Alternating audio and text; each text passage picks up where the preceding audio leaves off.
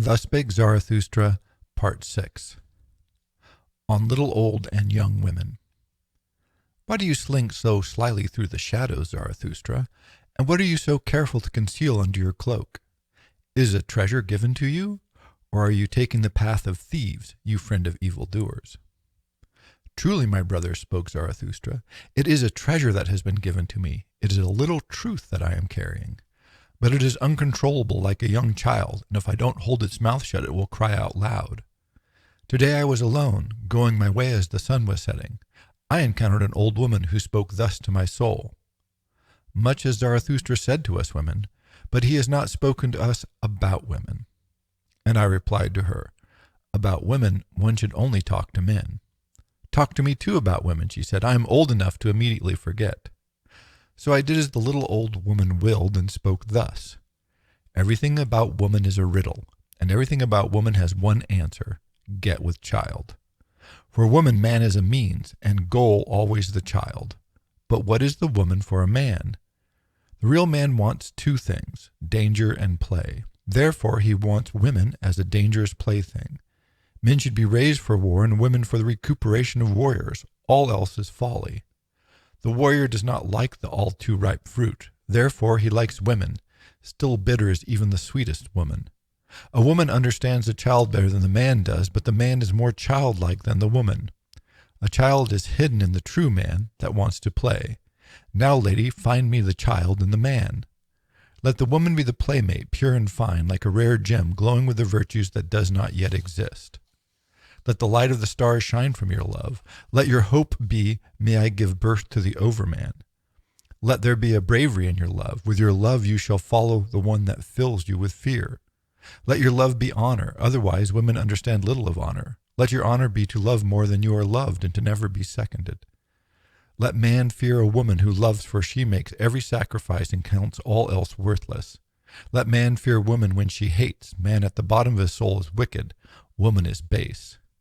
What does a woman hate the most? Said the iron to the magnet. I hate you the most because you attract, but not the power to draw me to you. The happiness of man is, I will. The happiness of woman is, he wills. Behold now, the world has become perfect. So thinks every woman who obeys from total love. And a woman must obey and find depth for her surface. Surface is a woman's nature, a turbulent surface over shallow waters. But a man's nature is deep, a turbulent torrent rushing through subterranean caverns. A woman senses this strength, but does not understand it. Then the old woman replied to me, Many pretty things Zarathustra has spoken, particularly for those who are young enough for them. It is strange thus Zarathustra knows little women, yet he is right about them. Is this because the women nothing is impossible? And now as thanks, take a little truth. Goodness knows I am old enough for it. Swaddle it and hold its mouth shut, or it will cry out loud in this little truth. Give this little truth, old woman, I said, and thus spoke the old woman. If you are going to a woman, don't forget the whip. Thus spake Zarathustra. On the bite of the adder. One day Zarathustra had fallen asleep beneath a fig tree. It was hot, and he laid his arm over his face. Then the adder came and bit him on the neck, so that Zarathustra cried out in pain. When he lifted his arm from his face, he looked on at the snake. It knew Zarathustra's eyes. It wanted to get away and writhed desperately. Oh no, Zarathustra said, you have not accepted my thanks. You woke me at the right time. My way is still long. Your way will be short, said the adder sadly. My poison is deadly. Zarathustra smiled. When did a dragon ever die from the poison of a snake? He said. But take your poison back. You are not rich enough to bestow it on me. The adder curled about his neck again and licked the wound. One day when Zarathustra was retelling this story to his disciples, they said, And what, O Zarathustra, is the moral of this story? Zarathustra answered thus, The good and the upright call me the destroyer of morals. My story is immoral. But if you have an enemy, do not repay his evil with good. That would shame him. Rather, demonstrate that he has done something good for you. And rather be angry than shamed. And if someone curses you, it pleases me not that if you bless. Rather, join in a little of the cursing. And if a great wrong is done to you, then quickly commit 5 wrongs in return. It is horrible to see one oppressed by a lone wrong. Did you know this already? A wrong shared is half right, and he should take wrong on himself who can bear it. A little revenge is more human than no revenge at all. And if your punishment is not right and an honor for the transgressor, then I do not like your punishing either. It is more noble to declare oneself wrong than insist one is right, particularly when one is right.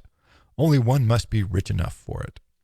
I do not like your cold justice, and from eyes of your judges there gazes always the executioner in his cold steel.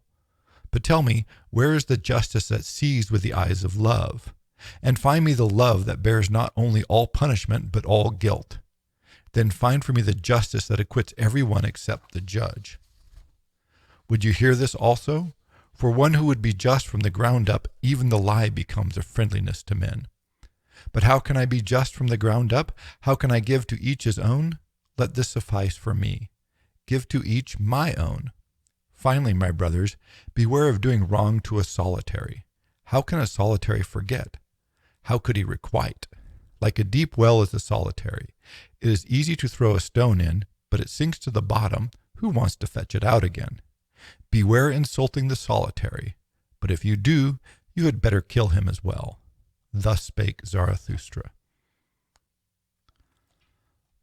On child and marriage. I have a question for all of you, my brothers. I cast this question like a sounding line into your souls that I may know how deep it is. You are young and wish for a child in marriage. But I ask you, are you a man who has the right to wish for a child? Are you the victor, the self-directed, the master of your sense, the master of your virtues? Or is it the animal and the base instincts that speaks from you, or isolation, or conflict with yourself? I would that you desired a child from your victory and your freedom. Living monuments you should build to your victory and liberation. Above and beyond yourself you should build. But first you must be built yourself, sound in body and soul.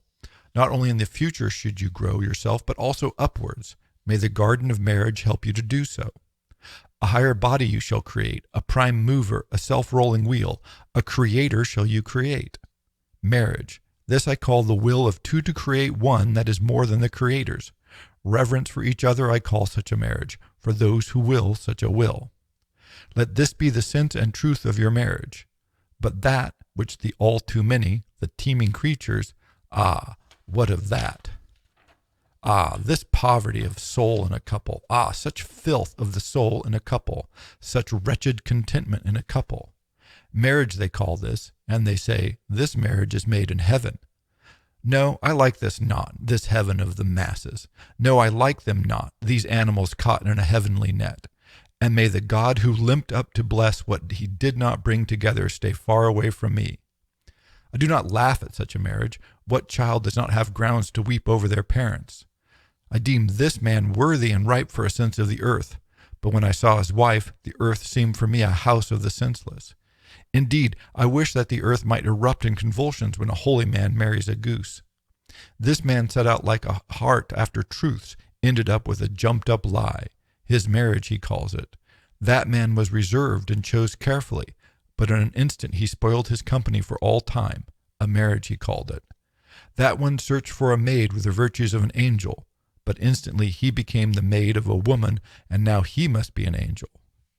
Careful I have found all shoppers, and all of them have a discerning eye, but even the most discerning still buy wives in a poke. Many a brief follies, that is what you call love, and you make an end of brief follies with one long stupidity. Your love for women and a woman's love for man, would that it was a compassion for suffering and hidden gods, but mostly it is only that two animals have found each other. Yes, even your greatest love is only a pained likeness and a feeble glow. It is a torch that should light your way to higher paths. Over and beyond yourselves your love should carry you one day. So learn first to love, and for that you must drain the bitter cup of your love. Bitterest is the cup of even the greatest love. Thus it arouses the desire for the overman. Thus it arouses the thirst of the Creator. The thirst of the Creator, an arrow and desire for the overman. Speaks, my brothers, is this your will to marriage? How can I call such a will and such a marriage? Thus spoke Zarathustra. On a free death. Many die too late, and a few die too early. The teaching sounds odd. Die at the right time. Die at the right time, thus teaches Zarathustra. Clearly, if one never lives at the right time, how could they die at the right time? Better to never have been born. Thus I advise the overflowing masses. But even the masses can do great things with their dying, and even hollow nuts want to be cracked. Every man says dying is important, but still death is not a festival. Man has not yet learned how to celebrate the most beautiful of festivals. The fulfilling death I show to you, thus become a spur and a promise for the living. Whomever fulfills his life dies his death victoriously. Thus one should learn to die, and there should be no festival unless one dies consecrating the oaths of the living. To die thus is the best. The second best is to die fighting and squander a great soul. But equally hateful to the warrior and the victor is the grinning death which sneaks up like a thief, and yet is the master. My death I preach to you, the free death that comes to me because I will it. And when will I will it? Whomever has a goal and an heir wants to die at the right time, for the goal and the heir. And from respect for the goal and the heir will no longer hang withered wreaths in the temple of life. Truly, I do not want to be like the rope makers. They stretch out their threads at length, and therefore they are always walking backwards. Many grows too old even for the truths and victories. A toothless mouth no longer has the right to every truth. And all who want to fame must eventually take leave of their honor and master the difficult art. Go at the right time. One must let himself stop being eaten when one tastes the best. This is known by those who would be loved for a long time.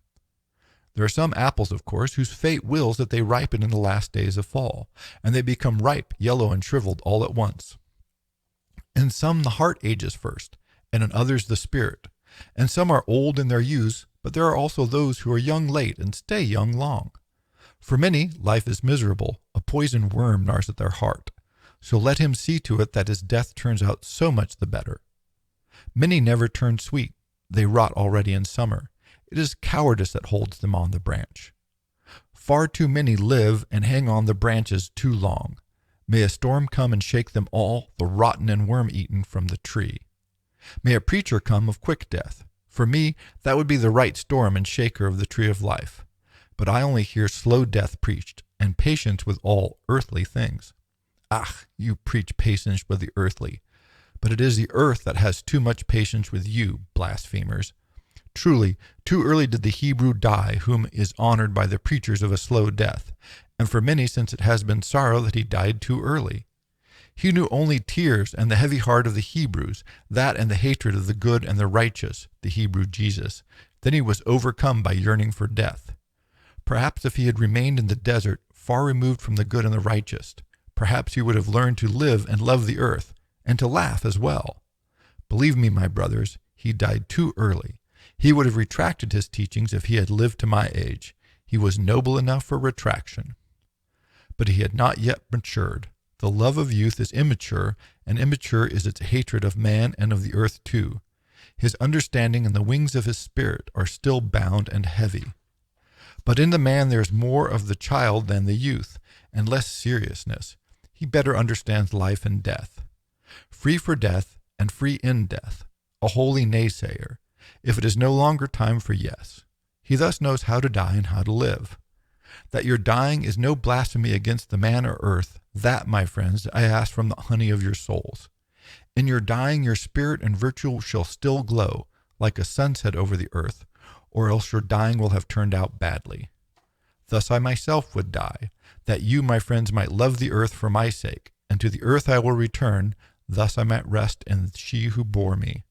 Truly, Zarathustra has a goal. He threw his ball, and you, my friends, are the heirs to my goal. To you I throw my golden ball. More than anything, my friends, I like to see you throwing the golden ball. So I linger a little on the earth. Forgive me this. Thus spake Zarathustra. On the bestowing virtue.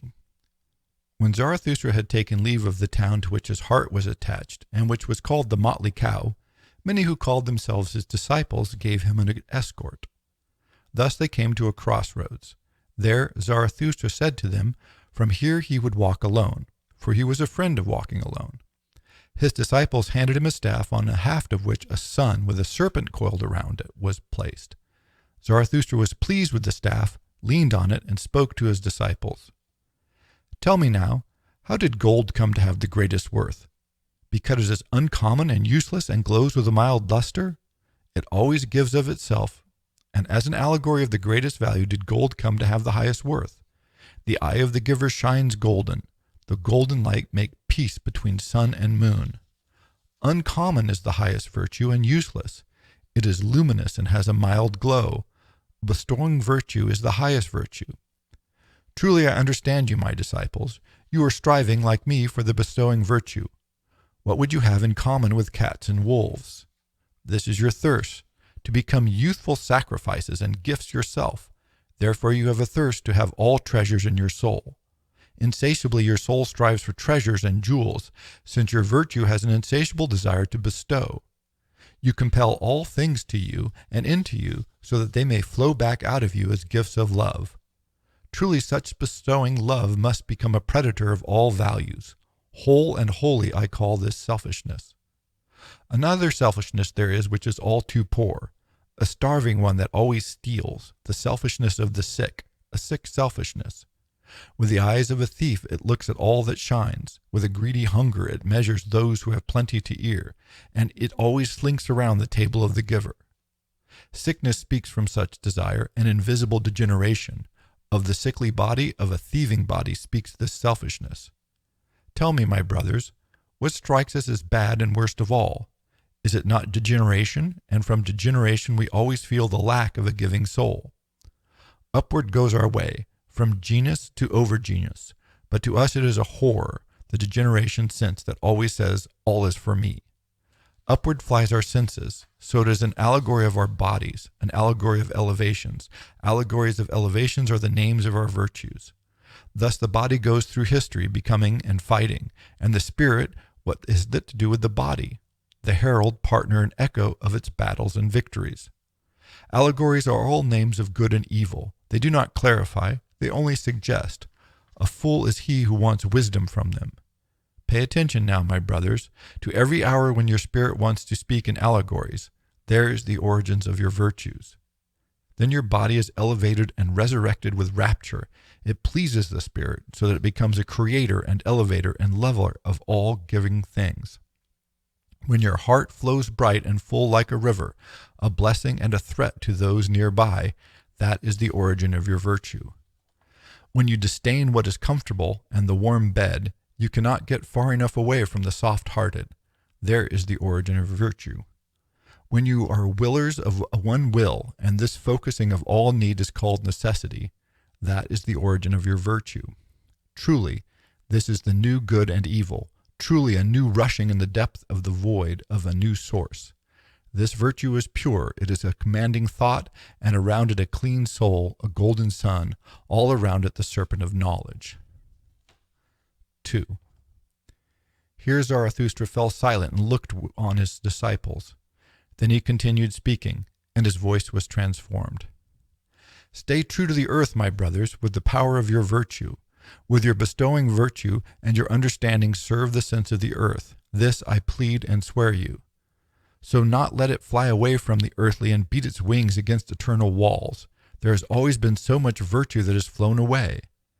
As I do, lead the flown virtues back to earth, a return to body and life, to give the earth a sense, a human sense. In 100 ways, spirit and virtue have flown away and made a mistake. Ah, in our bodies all these delusions and mistakes still dwell. It has become body and will.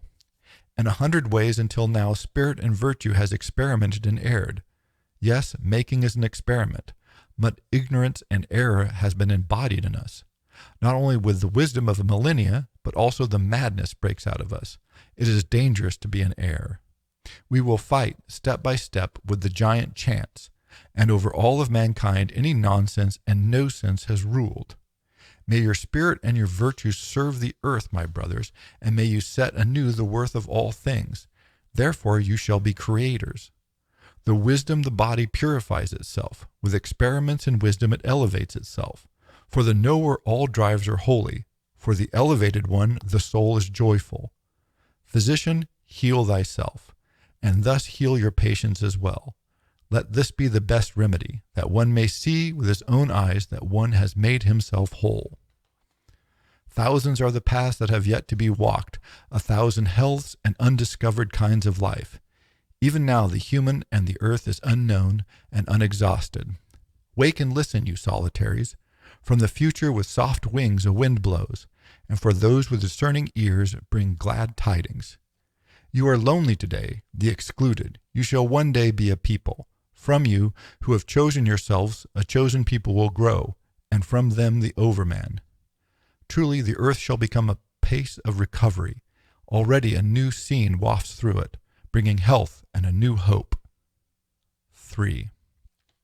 When Zarathustra said these words, he paused as one who has not said his last. He pondered long, weighing the staff in his hand. Finally he spoke thus, and his voice was transformed. Alone I go now, my disciples. Also you must go alone. Thus I will it. Truly I counsel you, from me, and guard yourself against Zarathustra, and better yet, be ashamed of him. Perhaps he has deceived you. The man of knowledge must not only be able to love his enemy, but also to have his friends. One repays a teacher poorly if one only remains a student. Why shouldn't you pluck at my wreath? You revere me, but what if one day your reverence fails? Be careful lest a statue falls and kills you. You say that you believe Zarathustra, but does Zarathustra matter? You are my believers. Do all believers matter? You had not found yourselves when you found me. Thus as it is with all believers. That is why believers matter so little. Now I bid you to forget about me and find yourselves. And when you have all forgotten me, then I'll return to you. Truly, my brothers, with different eyes then I will seek my lost ones. With different love then I will love you. And once more you shall become my friends and children of one hope. Then I will be with you a third time and celebrate the great midday with you. And it is the great midday, when mankind stands on the path between beast and overman and celebrates its way to the evening of its highest hope. This is the way to a new morning. That day the ones who have gone under will bless themselves that they will be a new going over, and the sun of his understanding will stand at midday for him. Dead are all the gods now, when we want the overman to live. May this be at the great midday our ultimate will. Thus spake Zarathustra. End of Book 1.